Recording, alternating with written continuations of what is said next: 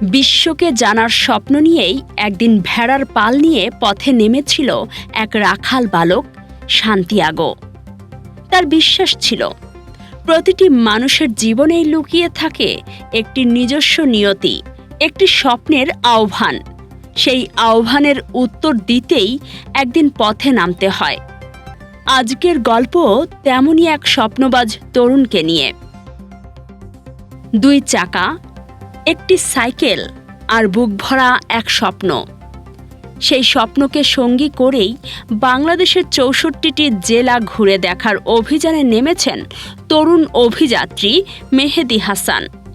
Cycling এবং সাইকেলের উপকারিতা সম্পর্কে আমি যেদিন জানতে পারছি যে সাইকেল চালালে মানুষ একজন সুস্বাস্থ্যের অধিকারী হয়, তো এই স্বপ্ন থেকে আমি বের হয়ে পড়েছি বাইসাইকেল ভ্রমণ করতে। জি, যশোর জেলা আমি ভ্রমণ সম্পন্ন করছি। আজকে আমার গন্তব্য থাকবে নড়াইল জেলার উদ্দেশ্যে। ইতোমধ্যেই তিনি পেরিয়ে এসেছেন ৫৪টি জেলা। সেই ধারাবাহিকতায় এবার পৌঁছেছেন যশোরে। যশোর জেলা যে তার নতুন রূপে নতুন আলোকসজ্জায় সেজেছে, এটা আমি এবার এ যাত্রায় এসে প্রথম দেখলাম। তাতে আমার কাছে অনেক ভালো লাগছে যে ফুলের রাজ্য যশোর আমার কাছে অসম্ভব রকমের সুন্দর লেগেছে। আজকে আমার ভ্রমণের দিন চলতেছে ৭৭ দিন। এই পর্যন্ত আমার উত্তরবঙ্গে রংপুর জেলা সবথেকে ভালো লেগেছে। রংপুর জেলা ভালো লাগার প্রধান কারণ সে জেলার মানুষজনের আতিথেয়তা, সে জেলার মানুষের সংস্কৃতি, ঐতিহ্য সবকিছু মিলায়ে তাদের আতিথেয়তা আমি মুগ্ধ। এজন্য আমি এ যাত্রায় আমি রংপুরের আতিথেয়তা এবং রংপুর জেলার সৌন্দর্যকে আমি প্রাধান্য দিব প্রথম স্থানে। প্রকৃতির সৌন্দর্য, মানুষের জীবন, সংস্কৃতি আর বাংলাদেশের বৈচিত্র্যকে কাছ থেকে জানতেই প্রতিদিন সাইকেলের প্যাডেল ঘুরিয়ে চলেছেন তিনি। তবে এই পথ মোটেও সহজ ছিল না। ভ্রমণের সবথেকে স্মরণীয় অভিজ্ঞতা, আমি যখন শ্রীমঙ্গল যাই, শ্রীমঙ্গলে গিয়ে শ্রীমঙ্গলের অপরূপ সৌন্দর্য এবং আমার ওখানে হঠাৎই এক ভাইয়ের সঙ্গে পরিচয় হয়। সে আর কি আমার ওই একটা দিন একটা রাত থাকা খাওয়ার ব্যবস্থা করে। মানে আমি চিন্তা করি না আমার এই ভ্রমণে এরকম একটা অভিজ্ঞতা হবে। আমি আমি কোনো মানে সেক্টর ওয়াইজ কিংবা কোনো বিভাগ কিংবা কোনো আমার একটা নিজস্ব একটা রোড প্ল্যান করছি আমি। আমার যাত্রাটা শুরু হবে কুষ্টিয়া থেকে এবং সর্বশেষ জেলা ৬৩তম এবং ৬৪তম জেলা হবে কুষ্টিয়া। তো এই জন্য আর কি আমি এইভাবে রোড ম্যাপ সাজাইছি যাতে আমার একটা জেলা থেকে দ্বিতীয়বার না ঘোরা লাগে। আমি সর্বপ্রথম শুরু করছি উত্তরবঙ্গ থেকে, ওইভাবে আর কি আমি সিরিয়াল অনুযায়ী আগাচ্ছি। ঝড়, বৃষ্টি, তীব্র রোদ, দীর্ঘ নির্জন সড়ক, নানান প্রতিকূলতা বারবার তার পথ রুদ্ধ করতে চেয়েছে। কিন্তু তিনি থামেননি, কারণ তিনি বিশ্বাস করেন যে মানুষ নিজের স্বপ্নকে সত্যি বলে মেনে নেয়। তার কাছে বাধা কেবল পথেরই অংশ। ঠিক যেমন দ্য অ্যালকেমিস্ট আমাদের শেখায়, যখন হৃদয়ের গভীর থেকে কোনো স্বপ্নকে অনুসরণ করা হয়, তখন সমগ্র সৃষ্টিই নীরবে সেই পথকে সহজ করে দিতে শুরু করে। দুর্ঘটনার কথা বলতে গেলে আমি প্রথম দুর্ঘটনার শিকার হই আমার যখন যাত্রার ২১তম দিন, ২১তম জেলা ছিল মানিকগঞ্জ। তো সেই সময় আমি ঢাকা ঢোকার পথে আর কি ছোট্টখাটো একটা অ্যাক্সিডেন্ট হয়, কিন্তু আমার হিউজ পরিমাণে আমার সাইকেলে ক্ষয়ক্ষতি হয়। আর অসুস্থতার কথা বলতে গেলে মোটামুটি এখনো সুস্থ আছি সবকিছু মিলে। ভ্রমণ বন্ধ করার কথা মাথায় আসছিল ওই প্রথমে আমার সাইকেল যেদিন দুর্ঘটনার শিকার হই। প্রথমে একটা দুর্ঘটনার শিকার হই, ওই দুর্ঘটনার শিকার হওয়ার পরে আমি সাইকেল সার্ভিস করাতে প্রায় ২ থেকে ৩ ঘন্টা সময় লাগে। এরপর আমি যখন ঢাকাতে ঢুকবো আমিনবাজার সেতুতে এসে আমার সাইকেলে আরো বড় একটা দুর্ঘটনা ঘটে। আমি ওই জায়গা থেকে অনেক হতাশ হই এবং আমার কিছু মানুষজন আমাকে উৎসাহ করে এবং অনেকভাবে হেল্প করে। তো সেখান থেকে আবার এই যাত্রা শুরু হয়েছে। নিজের অর্থে শুরু করা এই অভিযানে পথে পথে তিনি পেয়েছেন অসংখ্য মানুষের ভালোবাসা, সহযোগিতা আর আন্তরিক আতিথেয়তা।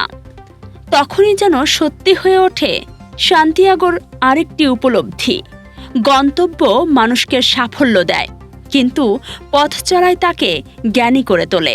আমি একটা জেলা থেকে একটা জেলার দূরত্ব এবং দর্শনীয় স্থানগুলা দেখে আমার পার ডে মানে প্রতিদিনই আমার প্রায় ৯৫ থেকে ১০০ কিলোমিটার সাইকেলিং করা। দীর্ঘ এই সফরে মেহেদী আবিষ্কার করেছেন রূপসী বাংলাদেশের অজানা সৌন্দর্য, মানুষের গল্প আর জীবনের গভীরতা। তিনি বুঝেছেন বাংলাদেশের সবচেয়ে বড় সম্পদ তার মানুষ। মানুষই পথকে সুন্দর করে, মানুষই স্বপ্নকে এগিয়ে নিয়ে যায়। মূলত প্রথম দিকে এটা শখ ছিল, পরে আমি আমার একটা স্লোগান নিয়ে বের হই, সুস্থ থাকতে সাইকেল ধরি, পাট চাষে উন্নতি করি, গাছ লাগিয়ে শীতল ছায়ায় সুন্দর এক জীবন করি। আমি উত্তরবঙ্গের সর্বপ্রথম যখন আমি দর্শনীয় স্থানগুলোর মধ্যে যাই, সেটা নওগাঁ জেলার পাহাড়পুর বৌদ্ধবিহার। তো সেখানকার ইতিহাস সম্পর্কে আমি যতটুকু জানতে পেরেছি, আমার কাছে ঘটনাটি অনেক ভালো লাগছে। এরপরে আসি বগুড়াতে বেহুলা লক্ষিন্দরের মন্দির ও বাসর ঘর। তো দুইটাই দেখলাম, দুইটা দেখে অনেক ভালো লাগলো।